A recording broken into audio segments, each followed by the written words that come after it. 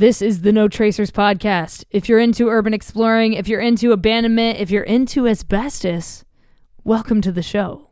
Here on No Tracers, I'm bringing you the stories behind the photos, behind the videos, behind the explorers that you see online. Let's get into the show.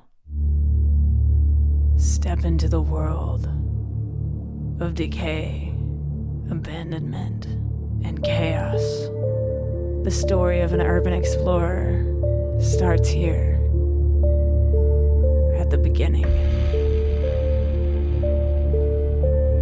Welcome to the podcast you've been looking for all along.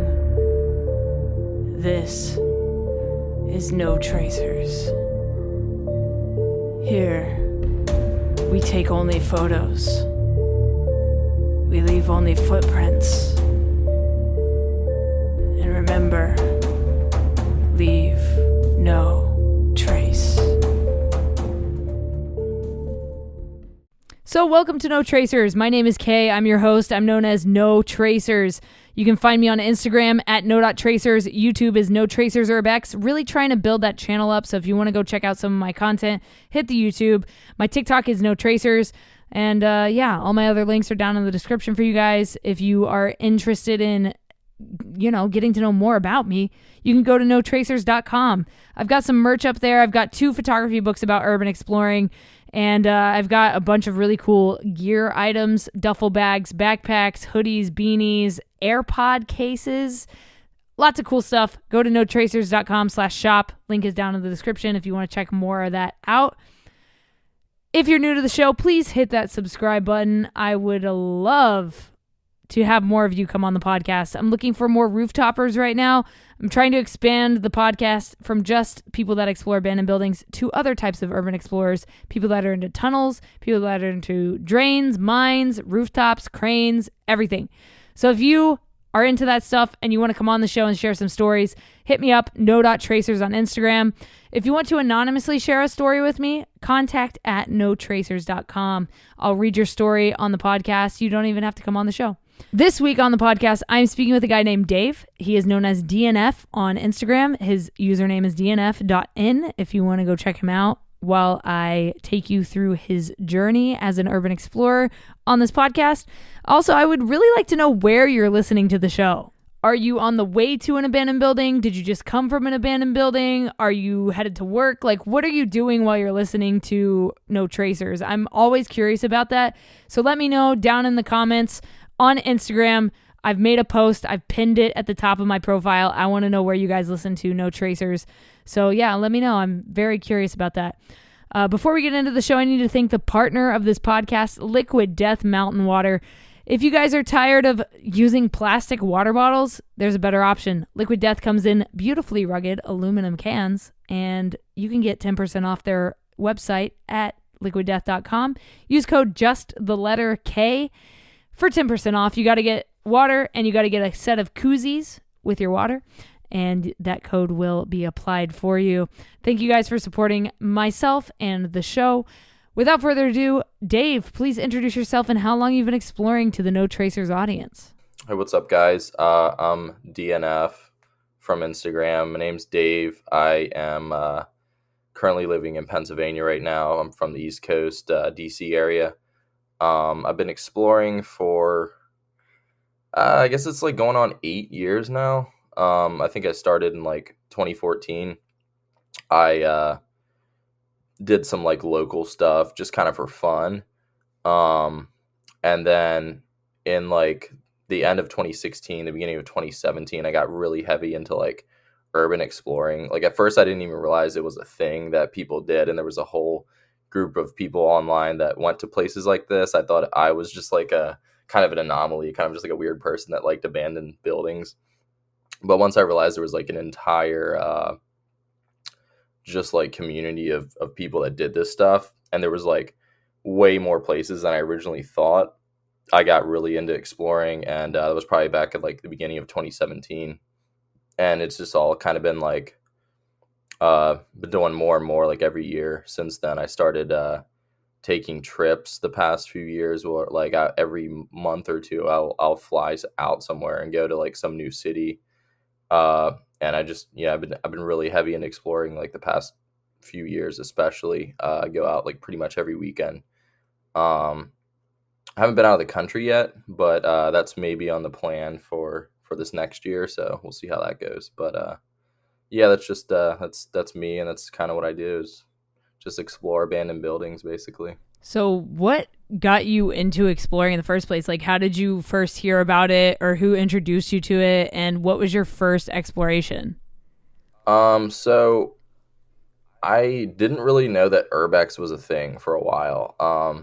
My first abandoned building I ever went to was this abandoned hospital that I used to work down the road from. I used to work at this bank. I was a bank teller.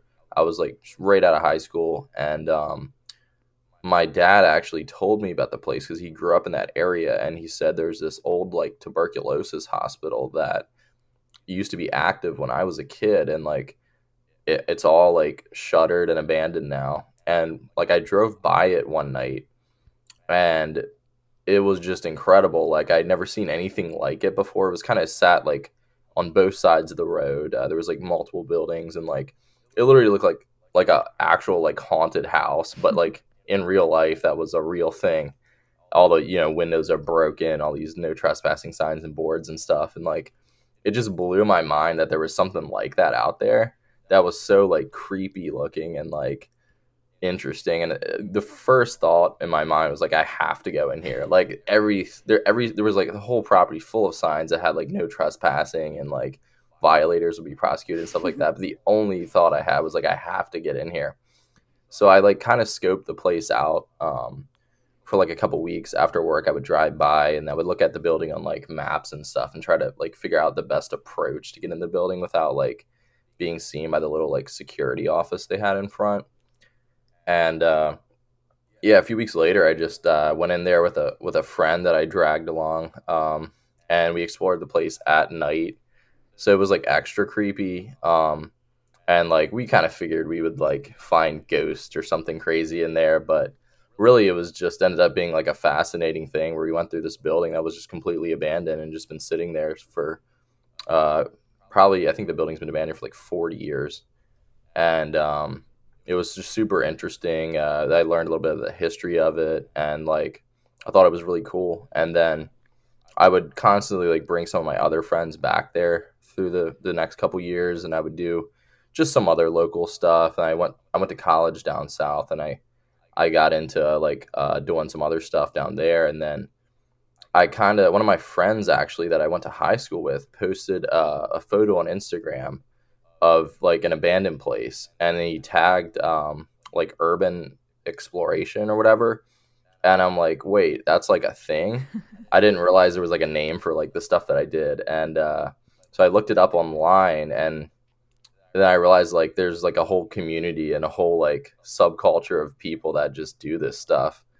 So that got me really interested in like doing more of it. And I watched this YouTube video. I'll never forget it. It's called Undercity, and it's with Mm. Steve Duncan, this like New York City Oh, it's so explorer. sick. Such a sick video. If like, Yeah, that was my first like introduction to like dude, urban exploring was that wow. video, and that thing like just blew my mind. This guy went in like subway tunnels, Yeah. and he climbed bridges. I guess you've seen it Oh too. And yeah. he just did all this cool stuff in New York City that I would never have imagined like existed. It was like something from a movie.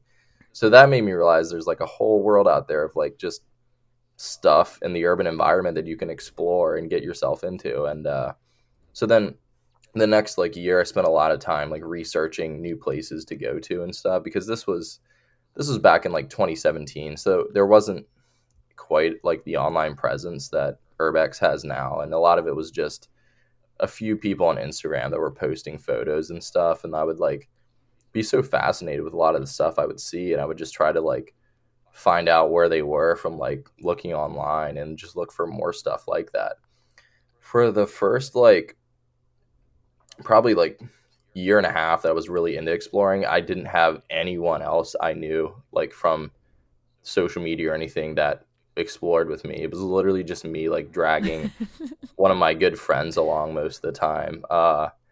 And yeah, that was like for like a year and a half. It was me just dragging people along until finally I met this kid Kevin from New York City, who was like he was starting this little community called like Go Trespassing instead of like No Trespassing.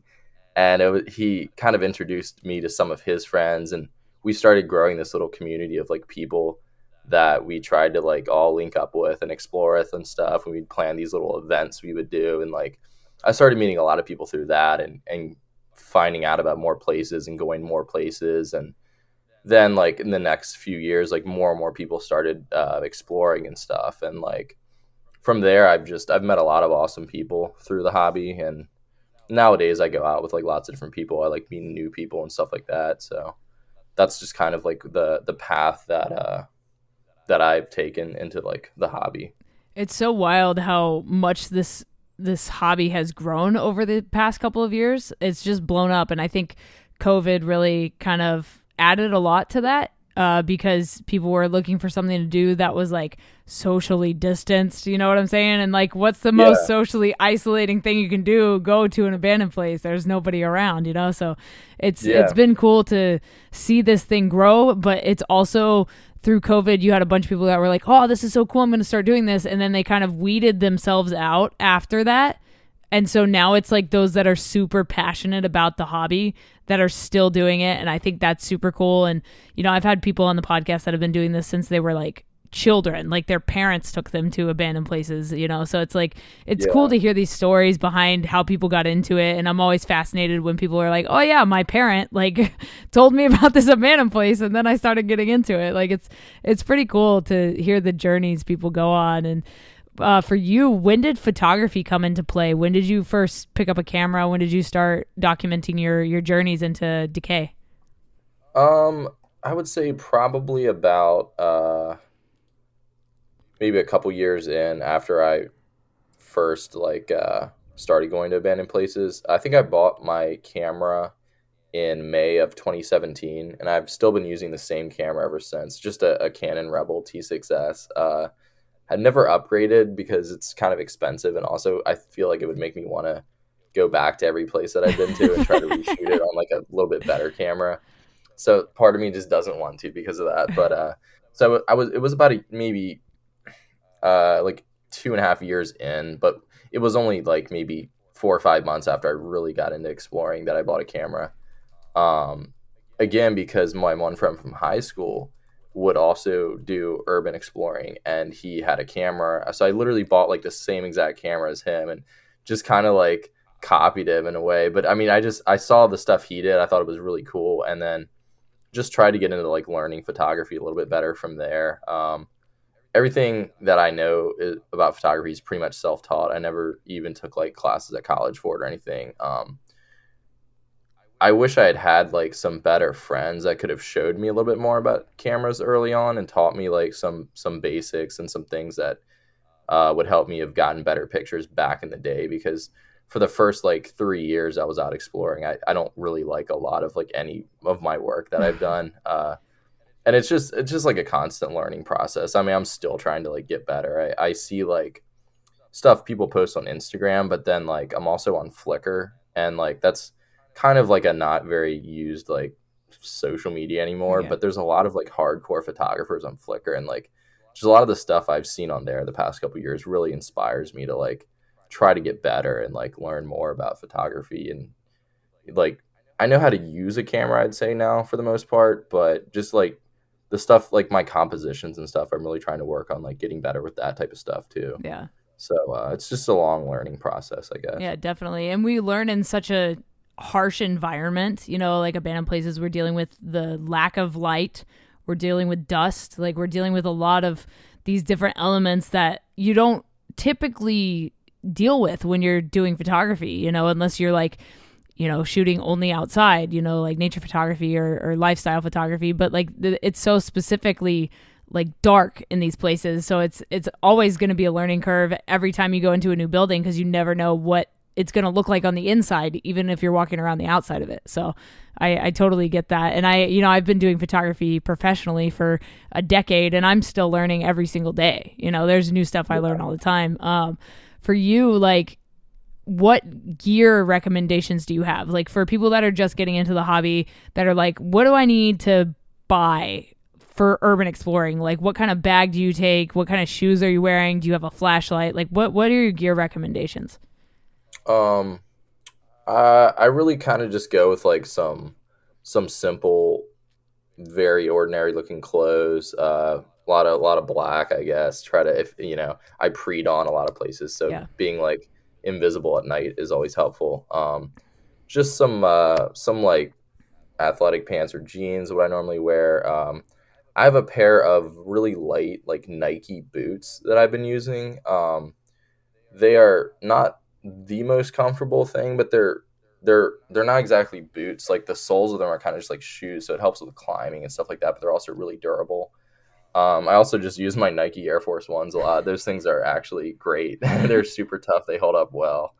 Um, uh, for a bag, I actually just have this Oakley bag I got from my work as like a Christmas gift one year. It's I would recommend like something somewhat light that where like the stuff you need just barely fits in it. So like the smallest bag possible you can use with getting by with all the stuff that you really need. Because like you're gonna be carrying it for a long time, so you don't want it to be heavy. You want it to be able to throw it through a window if you have to, or just fit through some fence or something that's kind of a small space if you have to. I have a camera, and if you use a camera and you shoot abandoned buildings, I would highly recommend a tripod. You can get way better pictures if you take like longer exposures, set a camera up on a tripod, and just kind of let it do its thing with that. So definitely a tripod if you want to get good pictures. Camera if you want to capture things without just like a cell phone. I bring a flashlight most of the places I go to. You never know where you're going to get into some like dark space of the building or tunnels or something like that. For lenses on my camera, I used to like only use a wide angle lens so I could capture like big rooms and like wide aspects of like every place I went to. Lately I've been using like a zoom lens also to capture I think like better composition, more details and stuff like Mm-hmm. that as well. um I used to bring a GoPro and GoPro a lot of my stuff. I haven't lately. I felt like it was just kind of hard to focus on like video and photography all at once. But I mean, if you want to like capture all your memories, a GoPro is a great idea. Other than that, not so much else I think is really necessary. I think like traveling light is really like a big thing because it helps you get less tired and you can kind of just go around all day with like the bare minimum. I mean, some water is great if you can fit some water in a backpack. I always try to bring water, especially in the summer. Yeah. Don't want to get dehydrated. We'll bring some snacks sometimes too. One thing I do actually is I'll bring like a high vis vest and like a hard hat to a lot of places. I don't always take it in, but I always keep that in my car because a lot of the places I like a lot of industrial stuff. So a lot of the industrial stuff I do will be on like a property that's some active mill or something like that, and there's an abandoned powerhouse for the mill there on the property, and you might have to walk through the property and encounter workers along the way, and you want to kind of just like blend in and look as normal as possible. So sometimes I bring like stuff that looks like worker clothes too, because you've probably seen like the YouTube videos where people just walk into places with, like high vis Yeah. vests and a ladder, and like hardly anyone ever questions you For if sure. you just look like you're supposed to be somewhere. You're like some official person. Like you can actually get into like a lot of stuff that way. So Dude, if you got a that's probably the ladder, other thing I you're use. set. If you got a whole Yeah, ass ladder, you could get into like a stadium. yeah, Like it's crazy. yeah. It's crazy. Yeah, no doubt. I think like a hard hat, high vis Yeah. vest, and I've literally walked past workers at like active steel mills before, and no one's like questioned me because Wild. like we just look like workers. I guess I don't know. That's crazy. Have you ever gotten permission to explore a spot? Yes, actually, yes. Yes, several times. Some of the ones that like stand out to me was I went to the Trinidad Theater in Trinidad, Colorado. Really cool place. It's like this pink and red triple decker theater from like 1908 or Wow. something. I just simply like asked them for permission. They had like a website, and the guy that gave us a tour was super cool. He like took us around for an hour and like told us like all about the history and pointed out these cool little details like of the building and like these little like carvings. People carve their initials, and they would put like 1910 or whatever year it was that they did that. And like he gave us a super sick tour of the building, and then he literally just said, "Hey, you can shoot the place as long as you want," and he just walked out and left us in there, and like we got to explore the place and shoot it for like a couple more hours. So that was really cool. That was one that sticks out to me.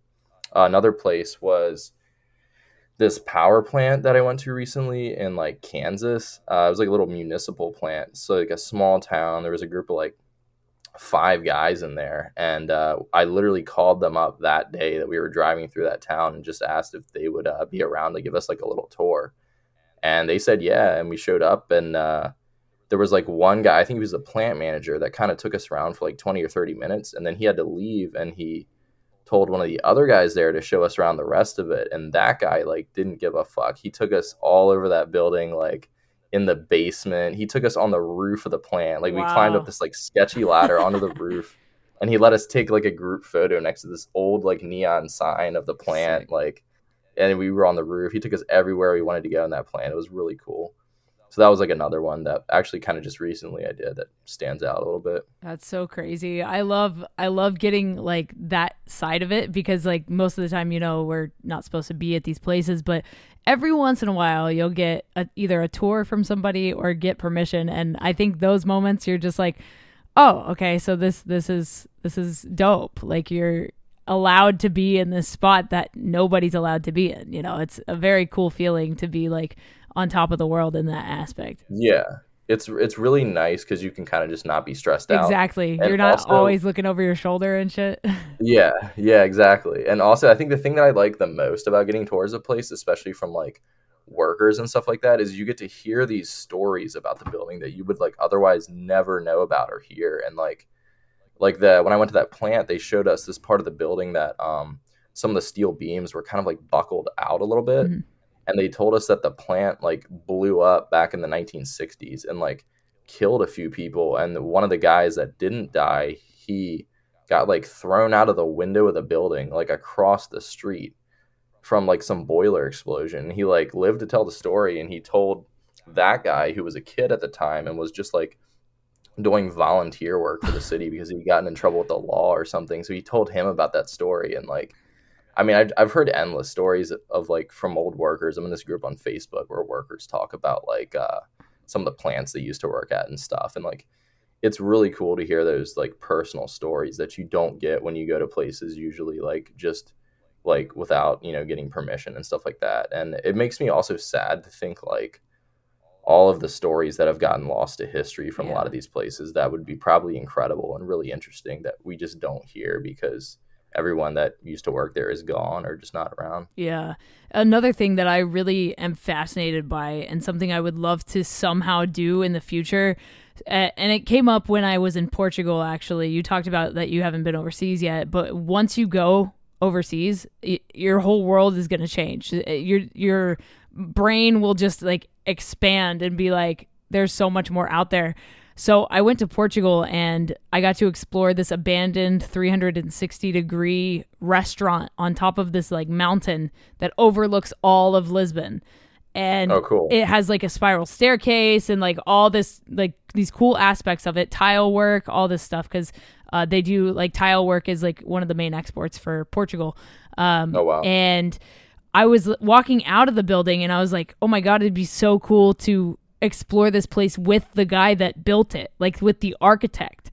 Yeah. And so I've been on this journey, this mission to find this architect so that I can like explore this place with him. And like now that I've done that once, like I'm like, I have to find the architects of all these buildings. I have to figure out where they are and who they are and like figure out if I can go back and explore it with them, because it'd be so cool to get their perspective on like what it was and what it is now, and like just the juxtaposition of what those buildings become after we leave them. So that's like a huge mission of mine. But for you, what has been your most creative entrance? Oh man, that's a good one. I haven't even thought about that before. I gotta think about that for a second. Oh man, what are some places that have been like just a project to get into? Um, Trying to think. Oh man. Yeah, I don't know. I've definitely done some stuff to get into buildings, that's for sure. One that stands out, and I don't know if it's my most creative entrance, but just like one of the most like hard entrances I ever did was to this abandoned theater in New York City. We like opened a door at the bottom that was like on street level, and we thought it would just lead into like the building, but it didn't. And the problem with this building was like it was actually two buildings. Like a hotel attached to like a theater.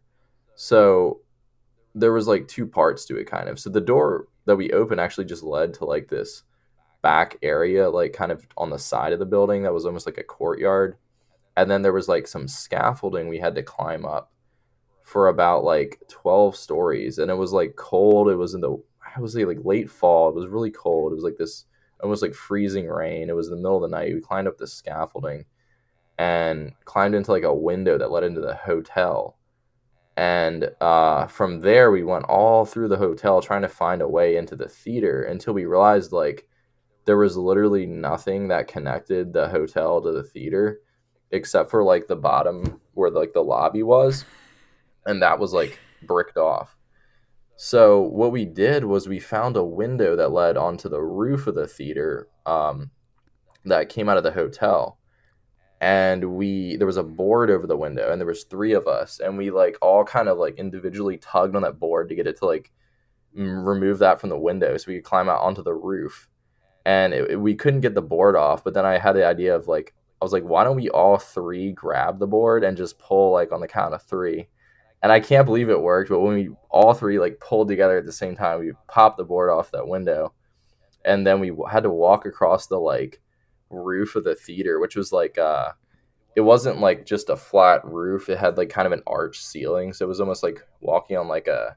It was like very slippery and rainy, and it was like both ends just kind of like went down the side of the building, so you had to be really careful. Walked right across the middle of the roof, and then down this like rusty ladder, like 3 stories, to another ladder that led into the roof of the theater from like some hatch or something.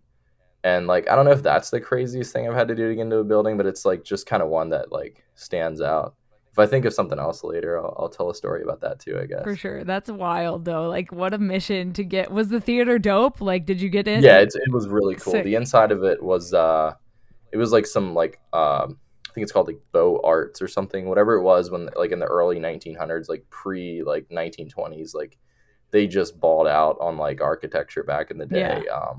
It was themed as like it was near the sea, so it was themed like all this like sea stuff. Like there was like mermaids carved into the ceiling, and like Wow. Poseidon, and like there's like this big circle like detail in the middle of the ceiling that has like all these ships going around it, and like there was like mermaids and like Atlantis stuff, like all carved into like every part of the ceiling in the building. It was really cool. That's sick. Speaking of like rusty ladders and missions and all this stuff, do you have any urban exploration injury stories? Um, Honestly, no. I've been able to stay like pretty unscathed, other than like some cuts and bruises. I've done some sketchy climbs and stuff like that, but I'm always very careful. I don't like take crazy risks with my life, like because that's just one thing. Like it's you don't want to really hurt yourself. It's one thing to get in trouble with the law. I'll take a lot of like legal risks. I mean, because you can kind of get out of a lot of that, Yeah, if you're smart. But like, I don't want to take risks with my life, and I don't like to see other people I'm with do that too. So I try to be as careful as I can with that, for sure. and I've been lucky so That's far. good. Like knock on wood, I guess. Yeah, yeah, yeah. What about your scariest exploration? Ah, my scariest exploration, as in like, just like legally dangerous, I I guess. mean, it could be that. It could be running into sketchy people. It could be a spooky, ghosty kind of thing. Like if you're into Okay. that. Um. Well, this probably wasn't my scariest, but there was a sketchy run in I had one time in New York City. Actually, we were trying to go to this like abandoned bank, and the front door I think was the way a lot of people were getting in, but someone I think had put their own lock on it. So we found like an alley like behind the building, and we were going to go in through this like back door. And we took like two steps into the building, and this guy popped out. I think he was like trapping out of there or something, and he like straight up was like, "Yo, like, what are you doing in here? Like, you better get out of here right now, or I'm gonna murder you." Tight. And so we're like, "All right, bro, like, all right, For we're, sure. we're leaving." He's like, "I swear, if you ever come back here, I'm gonna murder you." And so we just left. But I that was interesting. I've had some other people get pretty mad about like us going around places, but like I think the scariest thing I've ever done was probably like one of the active power plants I've been to. Um, there I've done some power plants that are just like fully active. Maybe I shouldn't say that on the internet, but Just don't just say with what they like are.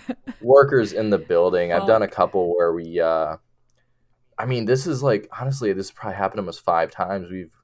We've been in plants, and like we shoot the whole plant, and then we go to like the control room, and there's just like a guy in there. We so this one particular place I did last Thanksgiving. It was like a mile down some train tracks, so it wasn't like we would have been able to get out of there really quick if we were seen or something. So it made it like particularly risky. The plant was it was sort of like a peaking plant, so that means they run it like certain times of the year when they need extra power. So we assumed like on Yeah, Thanksgiving there that's wouldn't be like the anyone there. day to explore. Yeah, one of these for sure. And we were in this place for like an hour and a half. Like it's really cool because part of the building dates back to like 1917. So in terms of like power generation, that's like a dinosaur. It's like Yeah. really old, really historic. There was some really cool stuff in there. We were in there for like an hour or two, just taking pictures of everything. And we obviously saved the control room for last. So I for some reason like my subconscious just told me to be really careful when I opened the door to it. I was really quiet. I opened the door really slowly, and I walked through into the room. There was like a control panel kind of blocking my view, and I peeked like around the control panel, and I looked a guy dead in the face. He was sitting in a chair behind like the computer screens they had in there, and he was sleeping. Guy was just sound asleep, and I looked him dead in the face. If he had been awake, he would have seen me. And so I just slowly turned around. I regret not taking a video of him, but I slowly turned around. I looked at my friend, and he was like behind me, and he just kind of saw the look in my eyes, like, you know, that I had just seen something. And so we both just turned around and like left that place after that. And it all went well, but that was probably like one of the closest calls I've had. Wow. Dude, that's fucking unreal. Wow.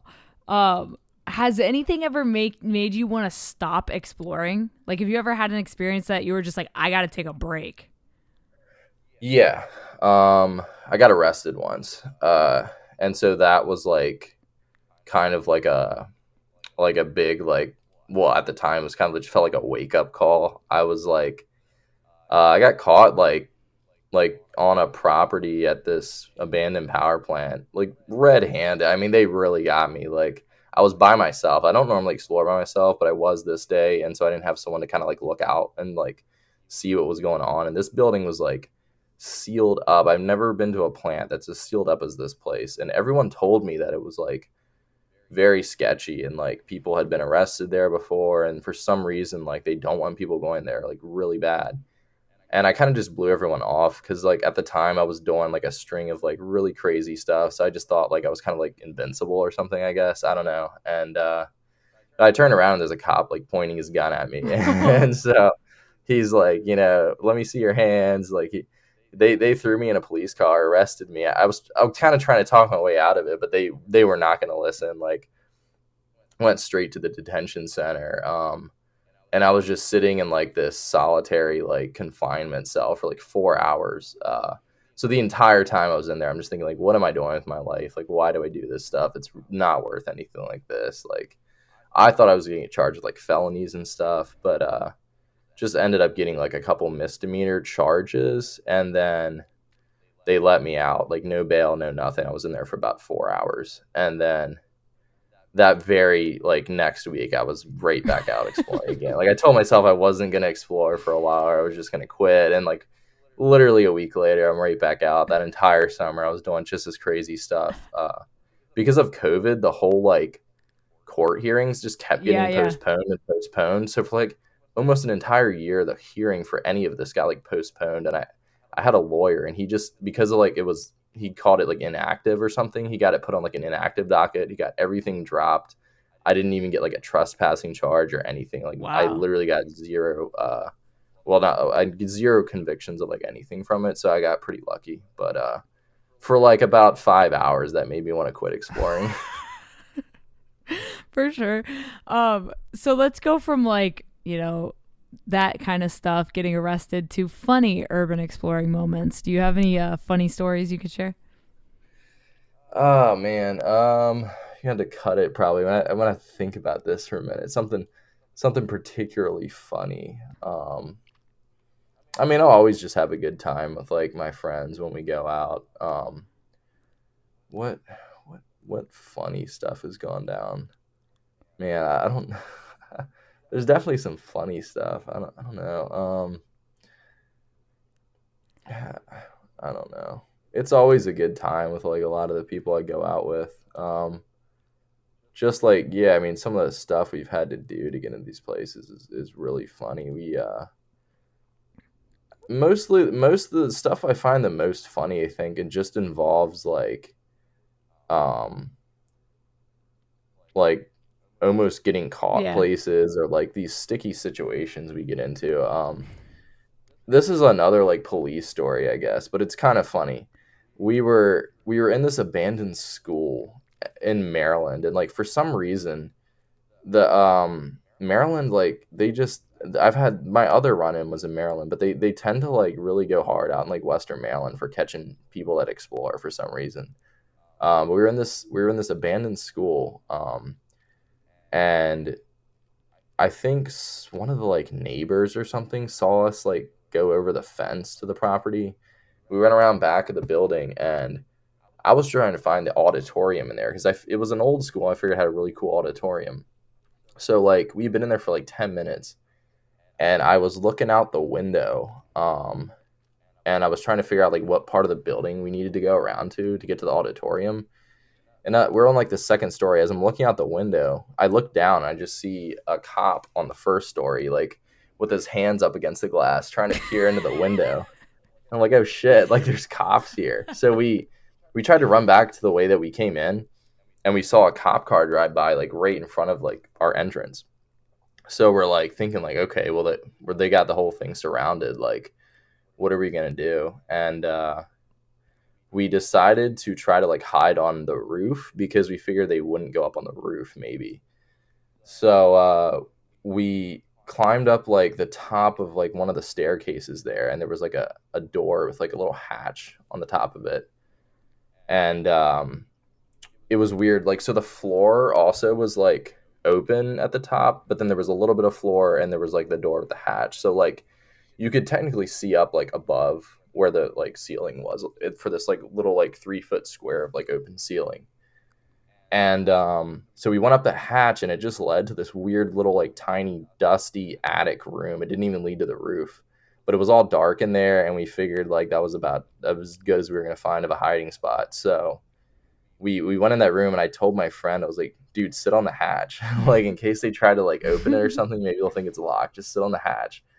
And so he sits on the hatch, and like we get situated, we sit down, and like not even 30 seconds after that, the cops are right up the stairs behind us, and we can hear like everything they're saying because there's that hole in the floor below us. I mean, they were like a couple feet away from us, and we heard everything they were saying. They were like, well, we should maybe check up there. And then one of them was like, well, that wouldn't make any sense. Why would they lock themselves up there? And my friend is sitting on the hatch, and they like talked about it for another second, and we heard them turn around and walk back down the Oh stairs. my god. And we were just like trying not to laugh or like say anything the whole time. They were in there for like probably an hour. We could hear them like walking around different parts of the building and like talking and the radios and stuff.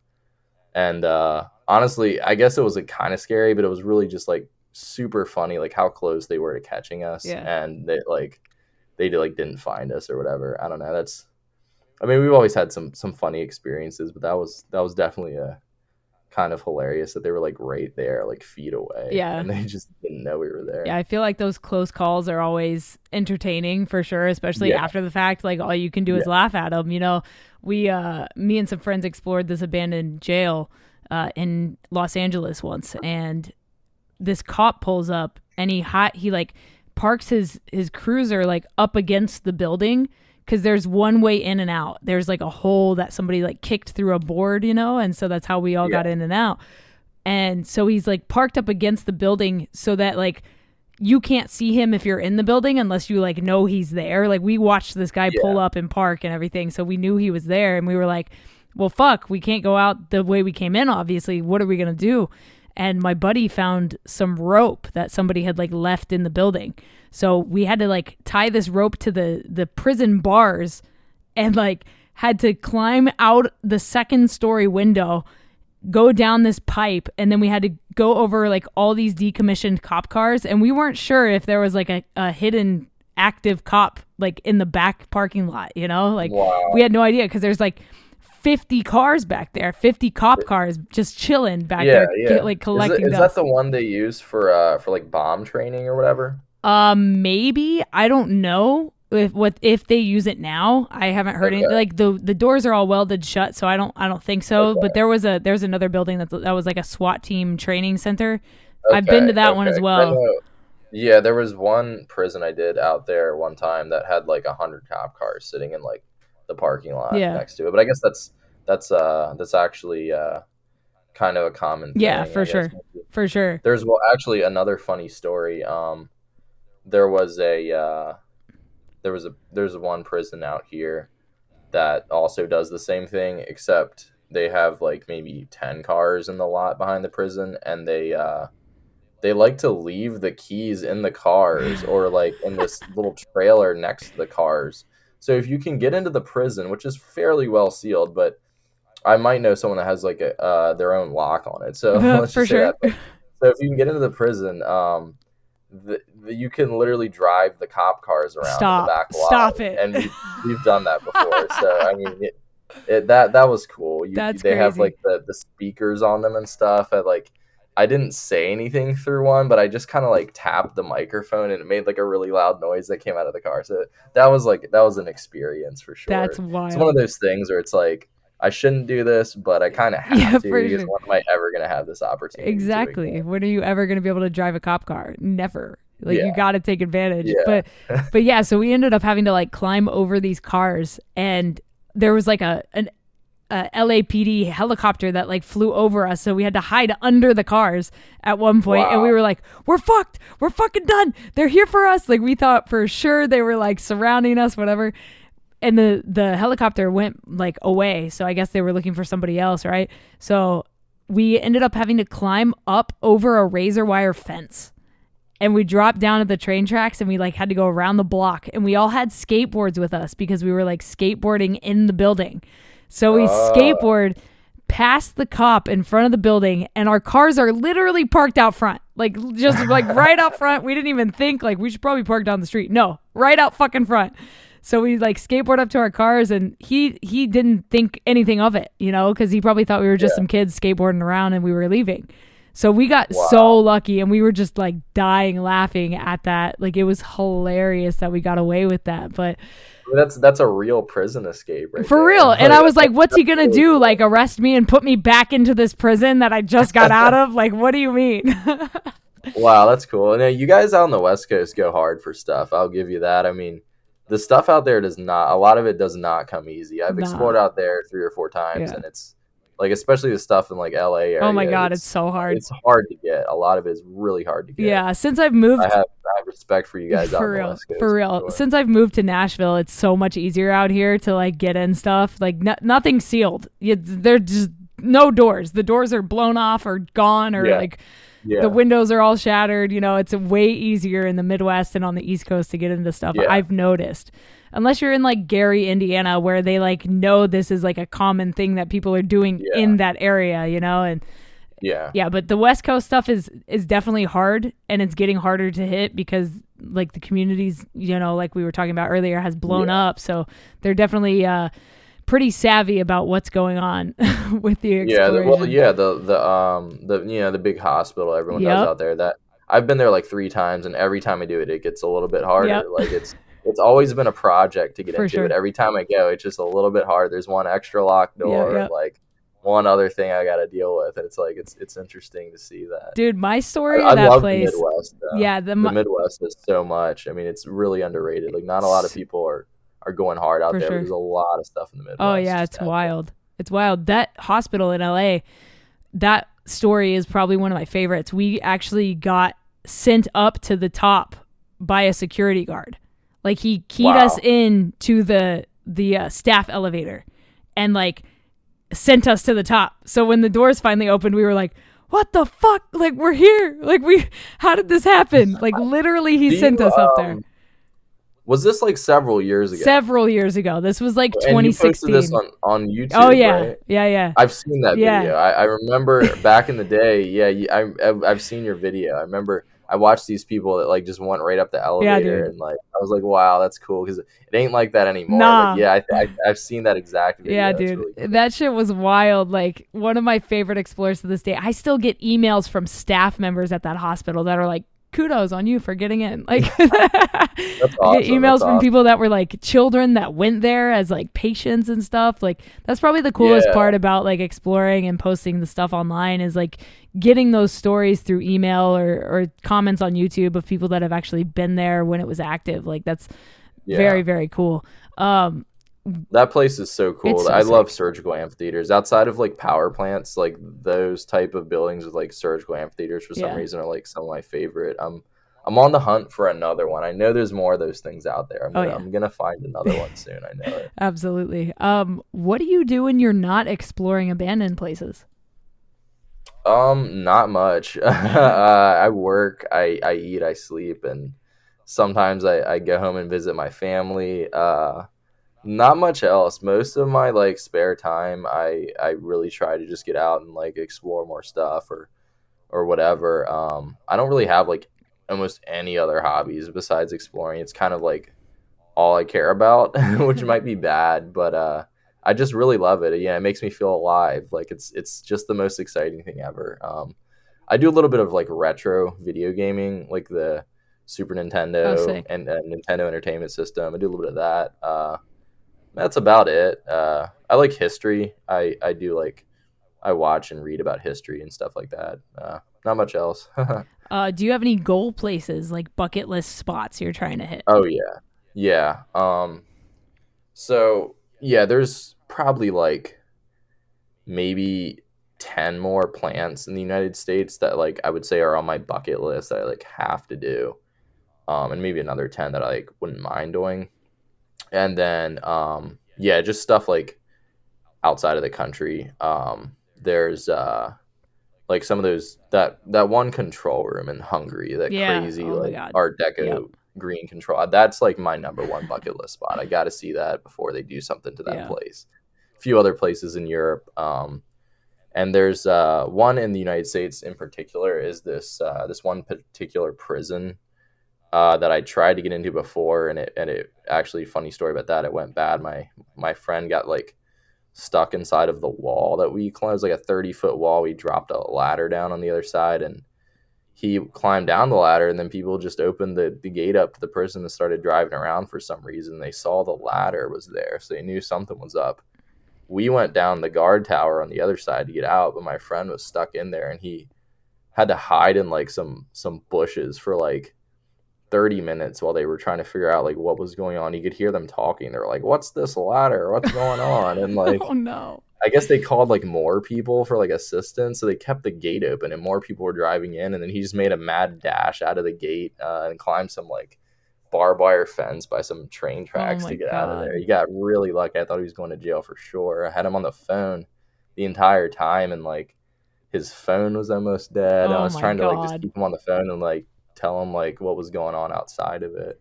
But that place is like the coolest abandoned prison in America, and I really have to get in there at some point. Absolutely.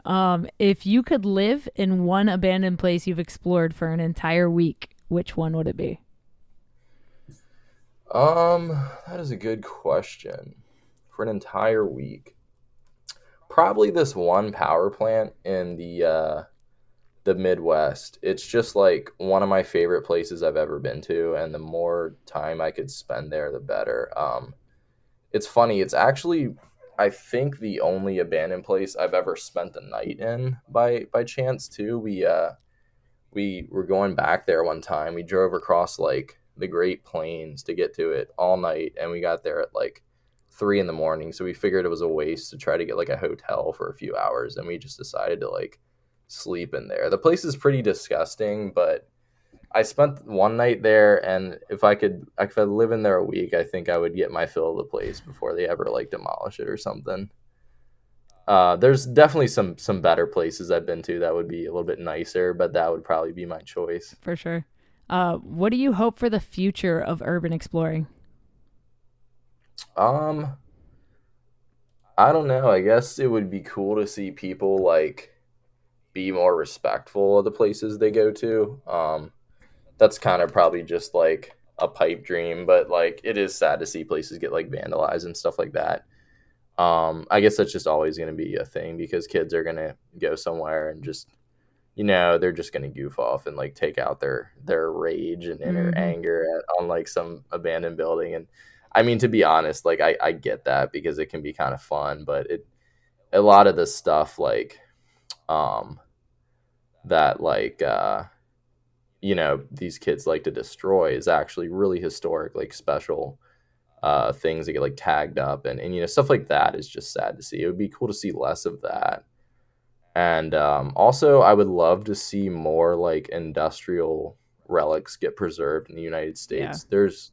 There's several plants and like just other buildings like that are just the details they used to build things with are just incredible. And like there's actually one right now in Ohio that they're about to tear down, and the place looks like a palace inside. It's like got gold glazed brick and like some of the coolest machines I've ever seen in a building. And I think they're really set to like tear it down here really soon. If there was any like one place I could save right now or do something about, I wish it was that for sure. Yeah, absolutely. Like I really want to get into like the preservation of abandoned places. There's a couple guests I've had on after the final curtain. He does restorations or he helps buildings get restored, mainly theaters. So old theaters, he helps get them Yeah. put under like the whatever it's called, historical site, whatever.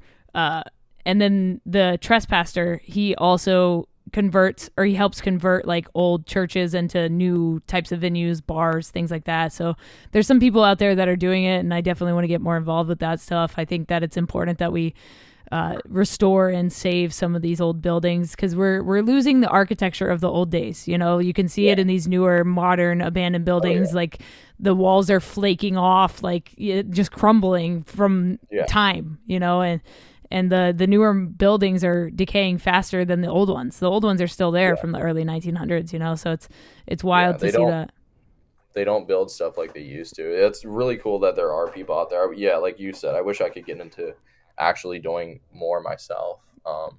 It's cool to see. I mean, they really don't build stuff like they used to. Yeah. It's just the care and craftsmanship and little details they would put into things like back in the day. Hmm. One thing I like about going power plants is like a lot of the plants that are still left around today that are really old are left around because they added on to the building through the years. Right. And like it's really interesting to see. And like a lot of these ones that I've been to, they'll have like a section from like the 1920s, and then they'll have a section from like the 1960s, and it's all like one building, but like you can see where the old section ends and the new begins because like the old stuff will be made of brick. It'll have these cool like railings and details and these old lamps and like all this ornate like design to it.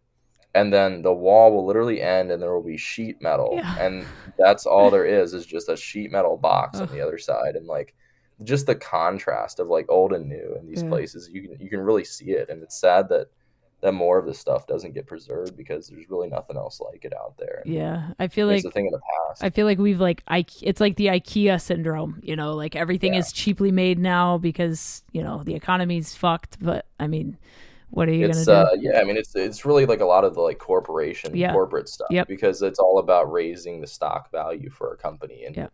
if they can build things cheaper, it'll help their stock go Yeah. up. And back in the day, people took pride in what they made, and like electricity was like kind of a marvel back when it came out, Right. and like they built like the buildings to resemble like cathedrals of power, Mm-hmm. like just stuff like that, and just old, yeah, any old type of building, like there's just the details just aren't there anymore. It's sad. Yeah. Lastly, what is something you know now that you wish you knew when you started exploring? Um, Probably just that there, like, I wish I knew more of the places that I go to now, or some of the stuff that got demolished. Back when I started exploring, I had the opportunity to have maybe seen several incredible places that are now like gone. One of them that comes to mind is like Weird and Steel out in West Virginia, this gigantic abandoned steel mill. That was like one of the coolest places ever. And back when I started exploring, it was still around, but it got demolished like a couple years ago, and I found out about it too late. So I Yeah. would say just several places that I wish I had gone to see or knew of that they existed before, and I didn't, and now they're gone. So yeah, I wish I had just known a little bit more, maybe. Yeah, for sure. So if people want to keep following your journey into abandonment, where can they find you online? What are your social media handles? So I pretty much just have like Instagram. That's my main thing. It's just at DNF.N. That's my Instagram page. Mostly everything that I post is on there. I have a YouTube channel that I want to kind of start posting on again. It's called Adventures of Dave. I think I have like two videos up. One of them is the old City Hall station, if you're interested in seeing that. But that's my YouTube page, and then that's pretty much it. I have a small Flickr account where I post some photos, but I don't even know if it's public. But yeah, my main page is Instagram at DNF.N. Cool. Thanks for coming on No Tracers. Yeah, thank you for having me. You set it up same day and everything. Appreciate you being willing to work with me and everyone else, and spread cool stories and everything. All right, that was my episode with Dave, aka DNF. If you want to check him out on Instagram, you can do so. His links are down in the description. I also put his YouTube channel down there. Let's help him build that up and encourage him to get that up and running again. I love seeing the video content. I love the photos, but video is like where my heart lies. So I love seeing the video aspect of these places. So let's encourage Dave to jump back on YouTube and do some more stuff. If you guys enjoyed this episode of No Tracers, please do me a favor and leave a rating and feedback. And if you do that, take a screenshot of it for me. Send it to me at no.tracers on Instagram, and I will actually mail you a signed photo print. If you pick up a copy of my book, or either of my books, I have two about urban exploring. If you pick up one of those books off of my website, notracers.com/shop, I will send you a signed photo print as well to go with those books. I'll sign your book as well. New merch is on the site, so go to notracers.com/shop, pick something up, support the podcast, and I will talk to you guys next week for another episode. Stay strong, keep enduring, go out, go explore something, and remember, leave no trace.